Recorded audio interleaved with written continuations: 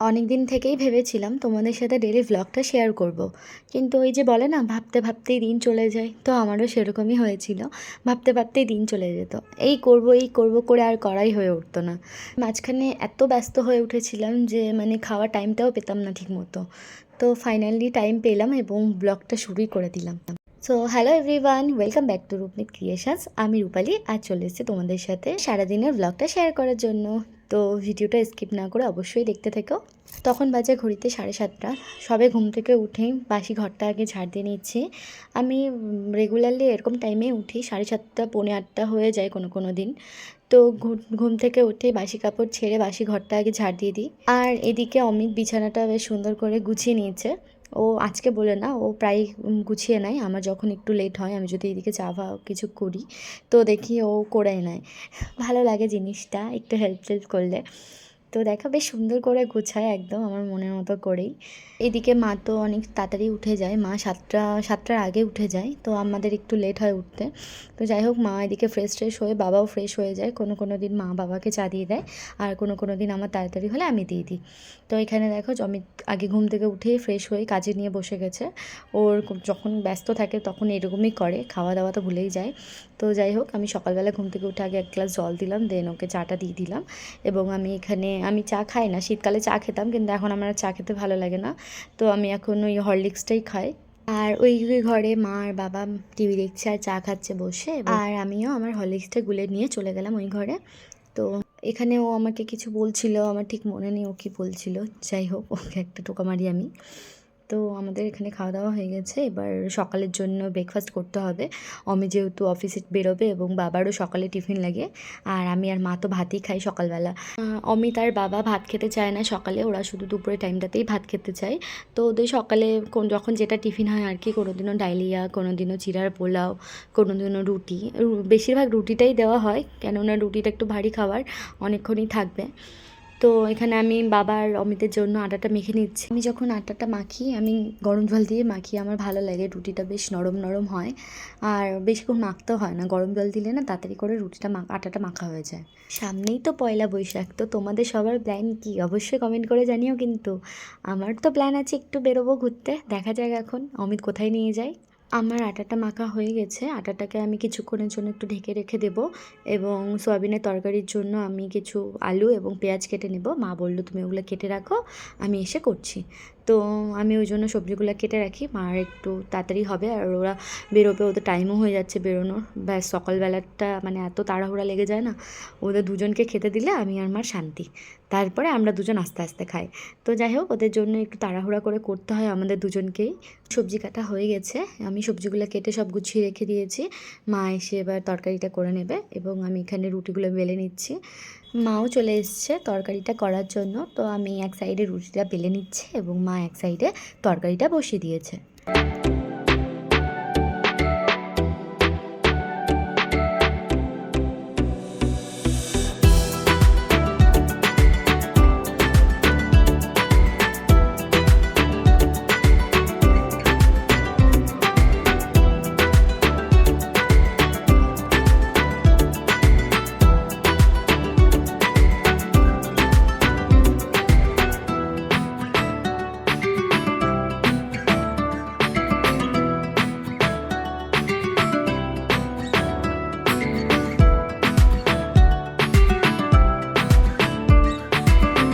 এখানে আমার রুটি ছাকা কমপ্লিট হয়ে গেছে। তো মা এখানে তরকারিটা করছে, আর অমিতের তো আজকে অনেক তাড়াতাড়ি হয়ে গেছে, বাবু রেডি হয়ে বসে আছে খাবে বলে। তো তাড়াতাড়ি করে তরকারিটা মা কোনো রকম করে আমি ওকে খেতে দিয়ে দিয়েছি। তো ও খেয়েই বেরোবে অফিসের জন্য। অমিতের খাওয়ার পর বাবাকেও ডেকে নিয়েছিলাম খেতে দেওয়ার জন্য, তো বাবাও চলে এসছে। মা এখানে চালটা ভিজিয়ে রেখেছিল, আর আমি ভাতের হাঁড়িটা বসিয়ে দিয়েছিলাম এবং চালগুলো দিয়ে দিলাম। তারপর চাল ধুয়ে যখন আমি ঘরে গিয়ে দেখি অমিত ফোনটা নেয়নি। আবার ওর পেছন দৌড়ালাম ফোনটা দেওয়ার জন্য। ওরকমই করে, এত ব্যস্ত থাকে যে ও কিছু না কিছু ভুলেই যায়। টাটা।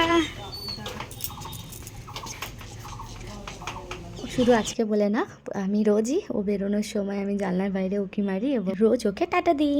এর মাঝেই আমাকে ফোন করে ইকার থেকে এবং আমার গ্রসারি কিছু পার্সেল ছিল যেগুলো আমাকে ডেলিভার করে দেয়।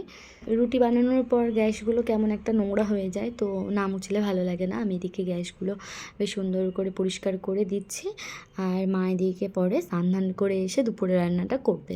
দুপুরের রান্নাটা বেসিক্যালি মাই করে বেশিরভাগ, আমি খুব কমই করি। আমি সকালের টিফিন যা হয় এগুলো করে নিই, আর মা পরে স্নান করে এসে মা একবারে দুপুরে রান্নাটা বসিয়ে দেয়।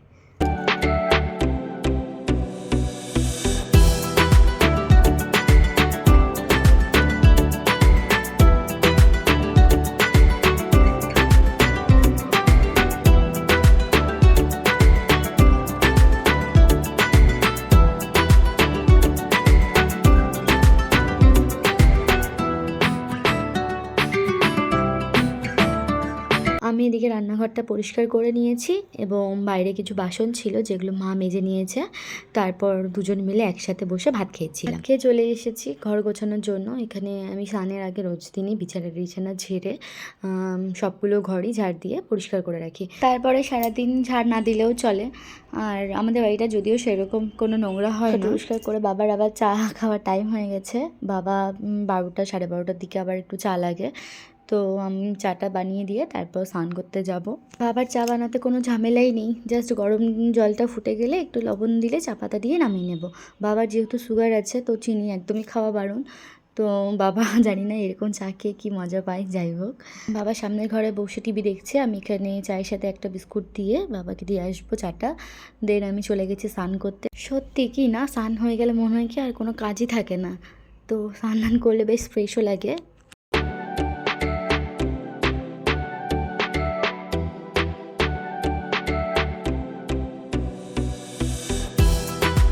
আজকের পুজোটা মাই দিয়েছিল। আজকে যেহেতু বৃহস্পতিবার তো ঘট পাততে হয়েছে, আর বেশিরভাগ দিন আমি দিই পুজোটা। মা এদিকে রান্না করে আর আমি পুজোটা দিয়ে দিই। যেহেতু বছরের শেষ, নতুন বছর পড়বে, তো মা সব যত কাজ ছিল, পুরোনো কাপড় টাপড়, ঠাকুর ঘর পরিষ্কার করে সব ধুয়ে দিয়েছিল কাপড় চোপড়, আর আমি স্নানের পর যেগুলো ছিল আমার সেগুলো আমি সব শুকোতে দিয়েছি। তো যাই হোক, ব্লগটা আজকের মতো এখানেই শেষ করছি। তোমাদের কেমন লাগলো ব্লগটা? যদি ভালো লাগে অবশ্যই কমেন্ট করে জানিও। দেখা হচ্ছে নেক্সট ভিডিওতে। টাটা।